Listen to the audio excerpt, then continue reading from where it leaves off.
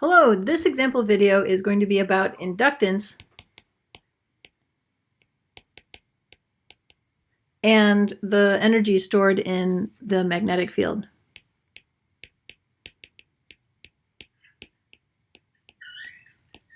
We are doing problem 5-15 plus one extra step. I'll let you know when it is that I depart from what the problem actually asks us to do, but it's just one extra thing at the end. So the problem here is that we have to find the self-inductance of a toroidal coil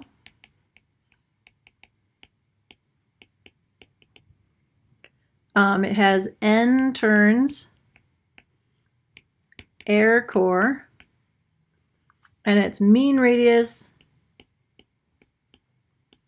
is R0, and it has circular cross section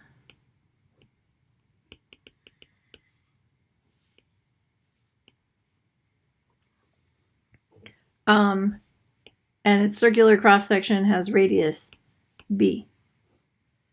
And then we are told to assume that B is much less than R0 and find the approximate inductance. So the first step that I'm going to do here is draw the geometry and make sure that I understand it.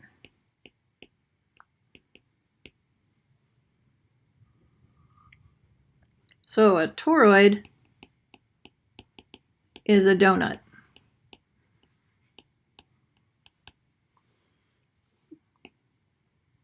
It's going to look like this. And it's got some wires wrapped around it.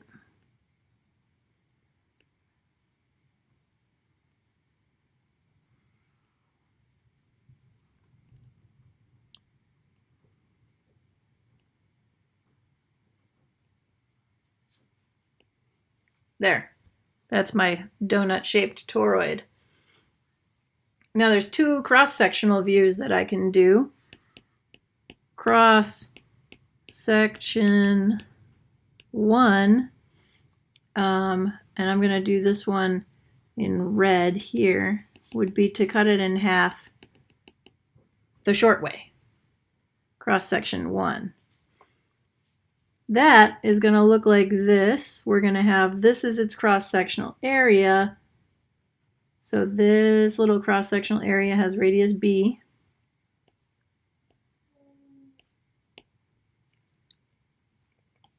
And then the rest of the donut is kind of behind this. There we go. And the whole thing has radius, has mean radius R0. So the center axis to the center of the cross-sectional area, that distance is R0. All right, so this is sort of the end-on view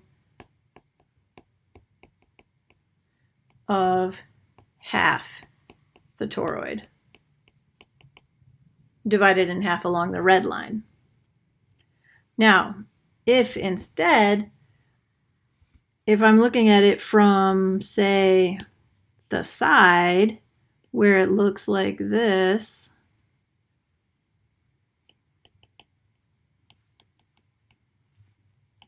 and I divide it in half this way, then I can draw a different cross-sectional view.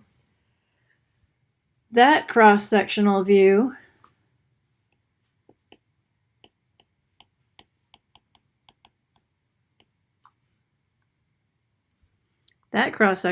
is going to look like this.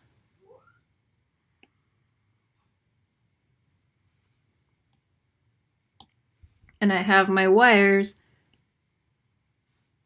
wrapping around the toroid here. I'm going to try and make sure I have an equal number on the inside and the outside, because that is how it would actually be in real life.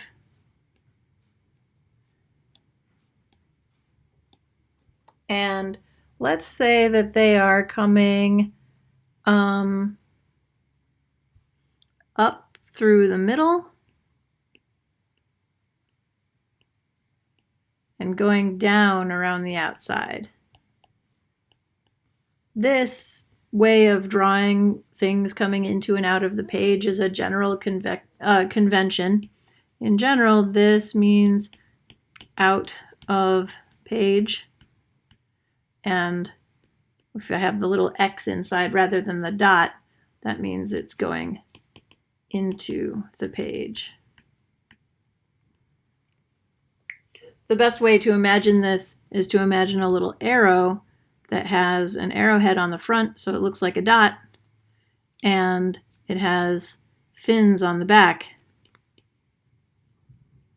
so it looks like an X.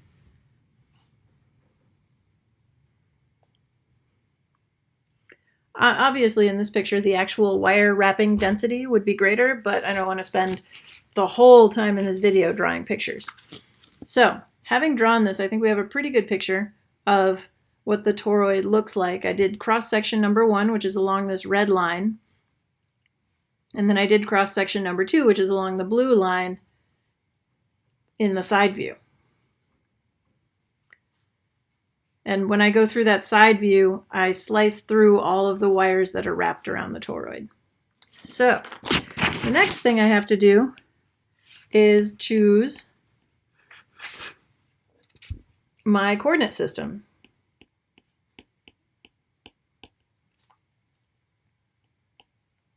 I'm going to choose cylindrical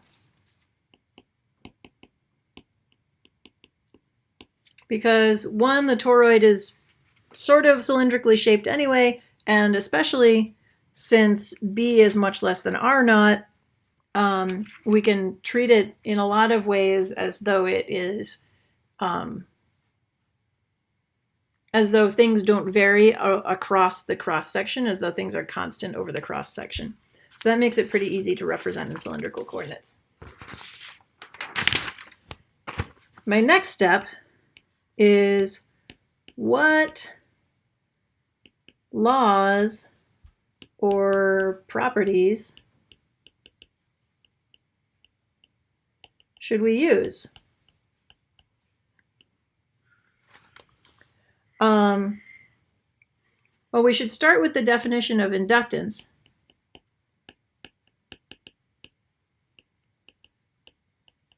Since that is what we have been told to try to find. That is this. L is equal to the flux linkage, that's that capital lambda there, that's what we mean by that, divided by the current, which is equal to N times the magnetic flux through the cross section, if the magnetic flux is constant through all the turns of wire, which it is in this case, divided by the current. And we know that the definition of the flux is equal to the integral over a cross-sectional surface, or whatever surface really, but in this case, cross-sectional area of the magnetic field dot ds. And that brings up the question, what exactly is the magnetic field? And for that, the thing to use here is going to be Ampere's law, where we're going to use the closed contour integral of B dot dl. Doesn't like how I write B's very much, is equal to mu naught I. And we can use mu naught here because we have an air core. So everything is, there's no special magnetic materials going on. So I've sort of worked through in reverse what order we're going to do these steps. I started with our goal, which is to find the inductance. In order to find the inductance, we have to find the flux linkage. In order to find that, we have to find the flux. In order to find the flux, we have to find the magnetic field. I just made my magnetic field disappear. Sorry about that. B dot ds. We have to find the magnetic field. And so in order to find the magnetic field, we're going to use Ampere's law to do that.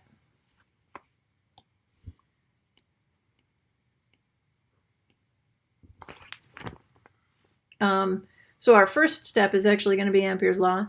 Then we're going to find the flux. Then we're going to find the inductance. All right. So our next step, step 4, is going to be to set up Ampere's law.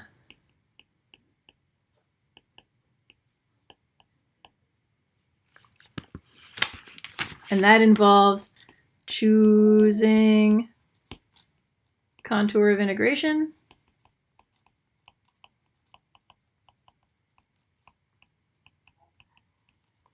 and then evaluating the integral. So what contour of integration are we going to use? I'm going to use that second cross section that I drew.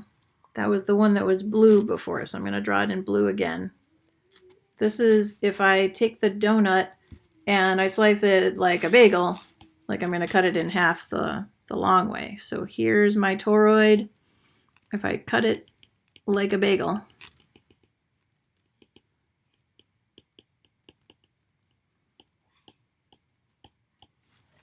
then I'm looking at this situation, and I've got some wires coming up through the center that are carrying current that's upward directed. And I've got some wires around the outside.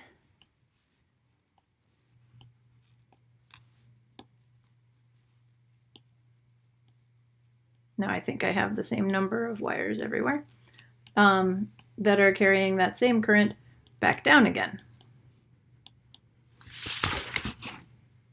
So where's my contour of integration going to be?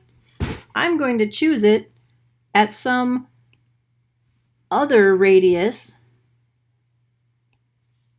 r, and it's going to be somewhere within the cross section of the toroid.